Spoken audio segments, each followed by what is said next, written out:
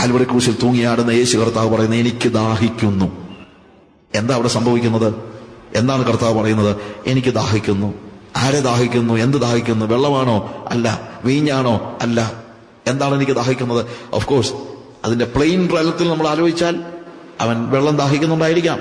പക്ഷേ ആത്മതലത്തിൽ അവൻ ദാഹിക്കുന്നത്, അദൃശ്യ ലോകത്ത് അവൻ ദാഹിക്കുന്നത് എന്താണ്? നമ്മളെ ഓരോരുത്തരെയും. നാം കർത്താവിനും കർത്താവ് എനിക്കും. നമ്മളെ മാത്രമല്ല, ആരെയൊക്കെ? ലോകത്തിലുള്ള സകല ജനങ്ങളെയും. എന്തുകൊണ്ട്? അവൻ മരിച്ചത് എനിക്ക് വേണ്ടിയോ നിങ്ങൾക്ക് വേണ്ടിയോ മാത്രമല്ല, ലോകത്തിലുള്ള സകല ജനങ്ങൾക്ക് വേണ്ടിയുമാണ്.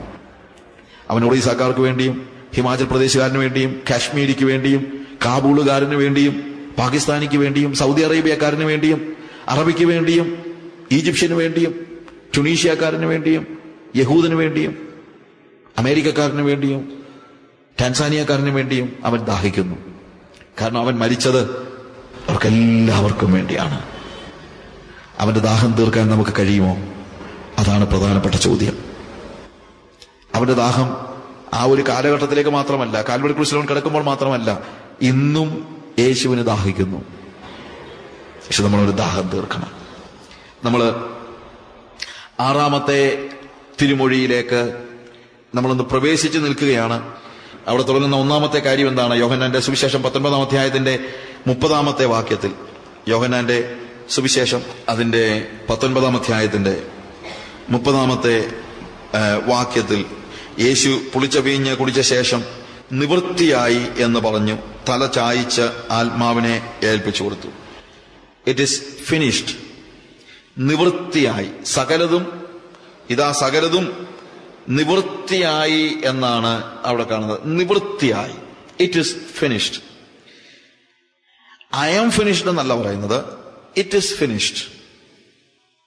ഞാൻ തീർന്നെന്നല്ല പറയുന്നത്, എനിക്ക് ചെയ്തു തീർക്കാൻ തന്നതെല്ലാം ഞാൻ ചെയ്തു തീർത്തു. സകലതും നിവൃത്തിയായി. പലപ്പോഴും ആളുകൾ മരിക്കുമ്പോഴത്തേക്ക് അവരുടെ ജീവിതം തീരുകയാണ്, അല്ലേ? ഒരാൾ മരിക്കുമ്പോഴത്തേക്ക് നോർമലി വാട്ട് ഹാപ്പൻസ്? അവന് പിന്നീട് പല കാര്യങ്ങൾ മാറ്റി വെച്ചിട്ടാണ്. അതുകൊണ്ടാണ് പലപ്പോഴും ആളുകൾക്ക് മരിക്കാനുള്ള പേടി എന്നറിയാമോ? ഇനിയും പല കാര്യങ്ങൾ ചെയ്യാനുണ്ടെന്നുള്ളൊരു ചിന്ത ഉള്ളതുകൊണ്ടാണ്. പ്രിയമുള്ളവരെ, പല കാര്യങ്ങൾ ചെയ്യാനുണ്ടോ ഇല്ലയോ എന്നുള്ളതല്ല, എപ്പോ വേണമെങ്കിലും നിവൃത്തിയായി എന്ന് പറഞ്ഞ് മരിക്കാൻ കഴിയുന്നതാണ് ജീവിതത്തിലെ ഏറ്റവും വലിയ ഭാഗ്യം എന്ന് പറയുന്നത്. നിവൃത്തിയായി എപ്പോ ചോദിച്ചു കഴിഞ്ഞാലും. ഞാൻ നാളെ എന്തെങ്കിലും ചെയ്യുമായിരിക്കും, പക്ഷെ എന്റെ പോളിസി എന്താണെന്ന് വെച്ച് കഴിഞ്ഞാൽ, ഇന്ന് എനിക്ക് ചെയ്യാനുള്ള കാര്യങ്ങൾ ഇന്ന് ഞാൻ ചെയ്തു തീർക്കും. ഇന്ന് എന്നെക്കുറിച്ച് ദൈവം എന്തുദ്ദേശിക്കുന്നു അത് ഞാൻ ചെയ്തു തീർക്കും. എനിക്ക് ദൈവം ഭരമേൽപ്പിച്ചിരിക്കുന്നതായ ഒരു ദൗത്യമുണ്ട്. ആ ദൗത്യം നിർവഹിക്കുക എന്നുള്ളതാണ് എന്നിൽ നിന്ന് ദൈവം പ്രതീക്ഷിക്കുന്നതായ ഏറ്റവും പ്രാധാന്യം അർഹിക്കുന്നതായ കാര്യം. Finish your work. തിരുവെഴുത്ത് എബ്രായ ലേഖനം 9-ാം അധ്യായത്തിന്റെ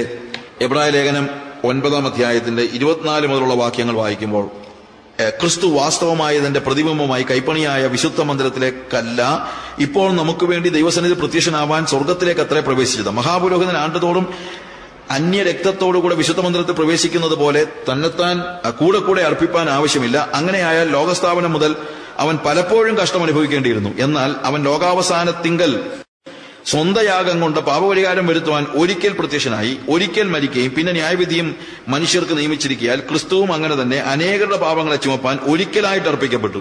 തനിക്കായി കാത്തു നിൽക്കുന്ന രക്ഷയ്ക്കായി അവൻ പാപം കൂടാതെ രണ്ടാമത് പ്രത്യക്ഷനാകും. ഒരിക്കലായിട്ട് ഒരു വൺ ടൈം സാക്രിഫൈസ് ആണ് യേശുവിന്റെ സാക്രിഫൈസ് എന്ന് പറയുന്നത്.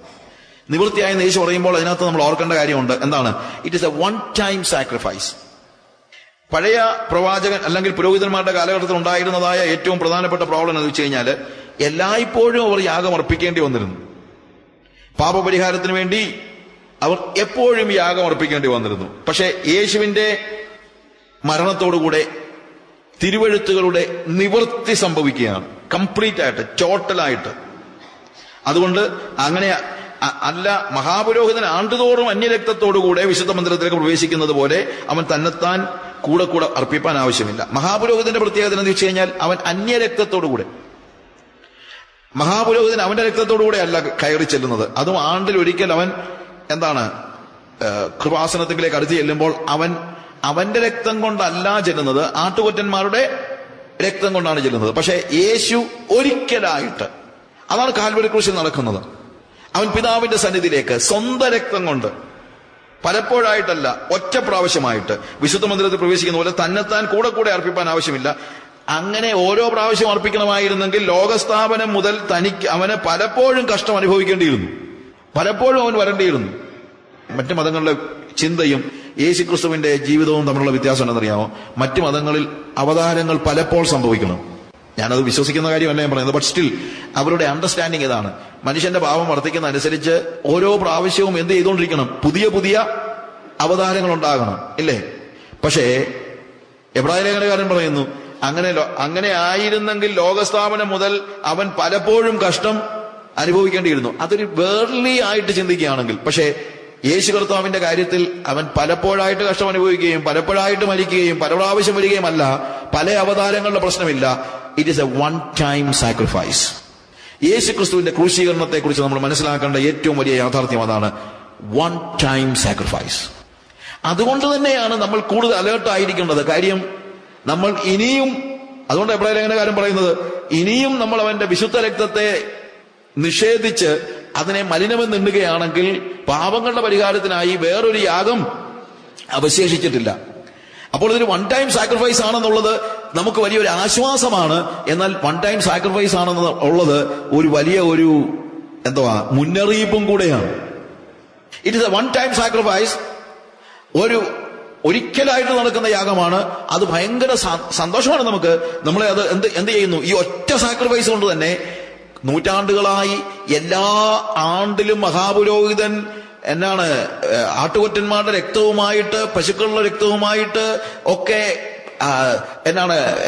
അവൻ വിശുദ്ധ മന്ദിരത്തിലേക്ക് കടന്നുകൊണ്ടിരുന്നെങ്കിൽ, ഇപ്പോഴും യാഗം അർപ്പിച്ചുകൊണ്ടിരുന്നെങ്കിൽ, ഓരോ പ്രാവശ്യവും യാഗം അർപ്പിച്ചുകൊണ്ടിരുന്നെങ്കിൽ, ഇനിയിപ്പോ അതിന്റെ ഒന്നും ആവശ്യമില്ല.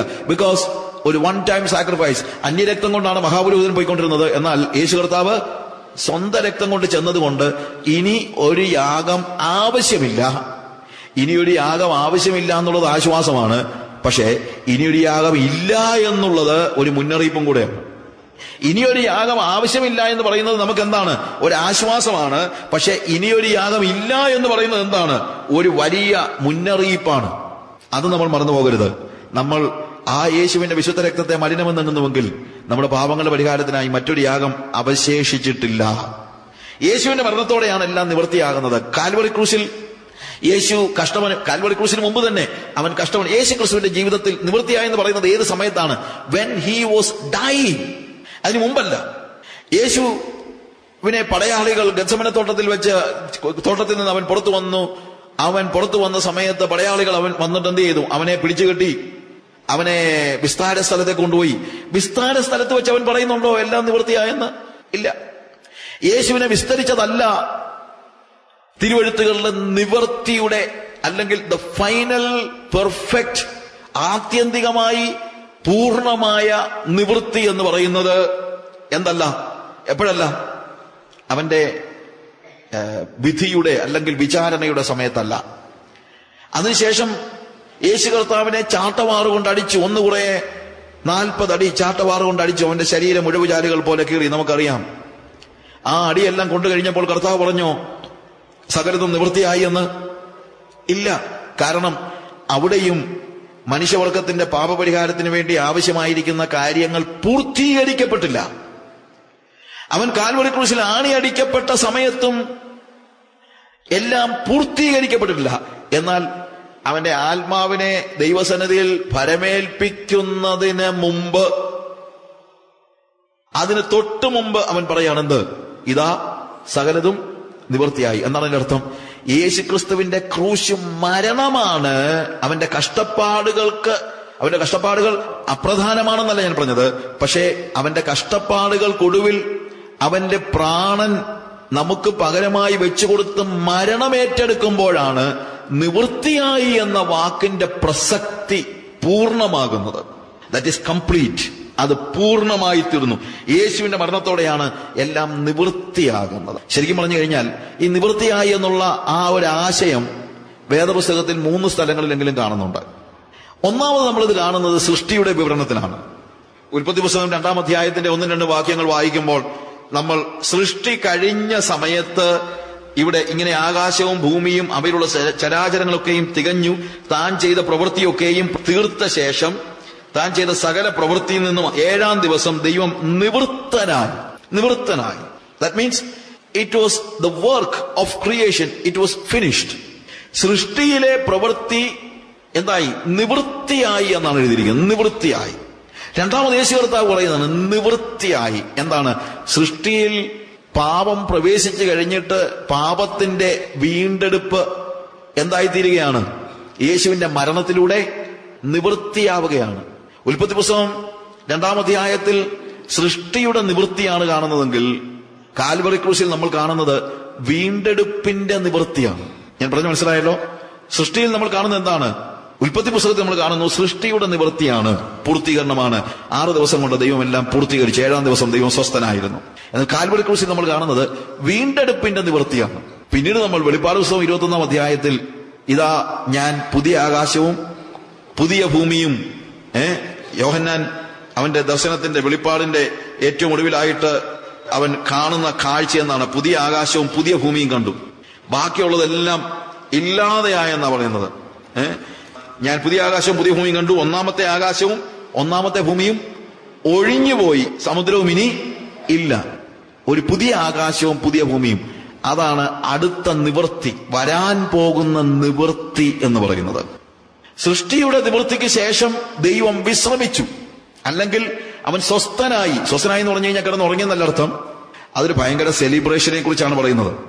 സ്വസ്ഥത എന്ന് പറഞ്ഞു കഴിഞ്ഞാൽ, അല്ലെങ്കിൽ ശബത്ത് എന്ന് പറഞ്ഞു കഴിഞ്ഞാൽ, ശബത്ത് എന്ന് പറഞ്ഞാൽ പണിയെടുക്കാതിരിക്കുക എന്നാണെന്ന് യഹൂദന്മാർ മനസ്സിലാക്കിയിരുന്നത്. പക്ഷേ ശബത്ത് എന്ന് പറഞ്ഞാൽ പണിയെടുക്കാതിരിക്കുക എന്നല്ല ദൈവം മനസ്സിലാക്കിയിരുന്നത്. 7-ാം ദിവസം ദൈവം, നിങ്ങളാരും ചിന്തിക്കരുത് കർത്താവ് ആകെപ്പാടെ ക്ഷീണിച്ച് കിടന്നുറങ്ങിയെന്ന്, 6 ദിവസം പണിയെടുത്തേച്ച്. അല്ല, 7-ാമത്തെ ദിവസം മനുഷ്യനാണല്ലോ 6-ാമത്തെ ദിവസം അവസാനം സൃഷ്ടിക്കപ്പെടുന്നത്. മനുഷ്യ സൃഷ്ടിയാണ് അവസാനത്തെ സൃഷ്ടി. 6-ാമത്തെ ദിവസം തന്നെയാണ് മൃഗങ്ങളെ സൃഷ്ടിക്കുന്നത്. ആ മനുഷ്യനെ സൃഷ്ടിച്ചു കഴിഞ്ഞിട്ട് പിറ്റേ ദിവസമാണ് 7-ാമത്തെ ദിവസം, അതാണ് ശബത്ത് ദിവസം. ദൈവം തന്റെ സൃഷ്ടിയുടെ 7-ാമത്തെ ദിവസം മനുഷ്യന്റെ 1-ാമത്തെ ദിവസമാണ്. ദൈവം എന്ത് ചെയ്തു?